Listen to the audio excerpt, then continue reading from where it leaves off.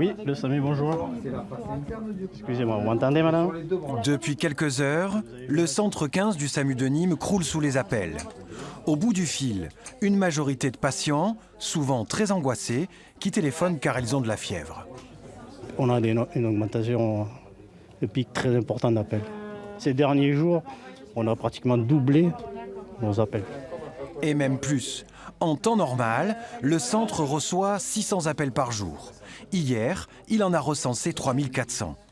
Pour gérer ce flux, les équipes ont été renforcées et une salle spécialement dédiée au Covid-19 a été ouverte.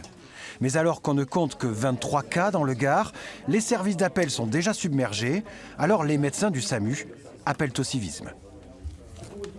Notre mission, c'est de prendre en charge les patients qui devront être hospitalisés, soit en hospitalisation conventionnelle, soit en réanimation. Et ça va représenter 20% des patients qui sont infectés par le Covid. Mais en même temps, ce n'est pas parce que le Covid est actuellement présent que les accidents vasculaires cérébraux, les infarctus, les arrêts cardiaques, les malaises, les accidents disparaissent. Et donc, il faut aussi que le SAMU soit en capacité de répondre à ces appels d'urgence. Donc, n'appelez pas le SAMU pour rien, ne le saturez pas, et uniquement pour les cas graves qui se manifestent, je le répète, par une gêne respiratoire ou une difficulté respiratoire. Avec le passage au stade 3, c'est ici, chez un médecin de ville, qu'il faut maintenant s'adresser.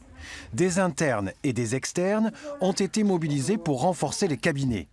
Vous avez 38 de fièvre et vous toussez, la première chose à faire est d'appeler votre médecin traitant.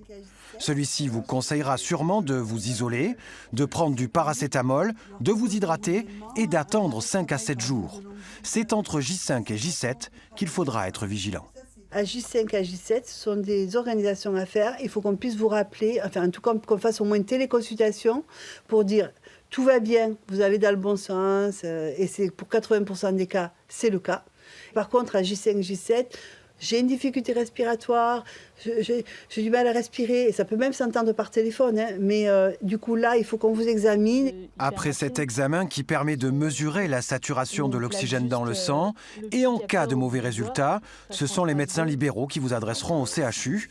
En cas de doute, un numéro vert est à votre disposition, et en cas d'urgence seulement, il faut faire le 15. Et s'il y a lieu à un contact avec 15. C'est vraiment ça la chaîne.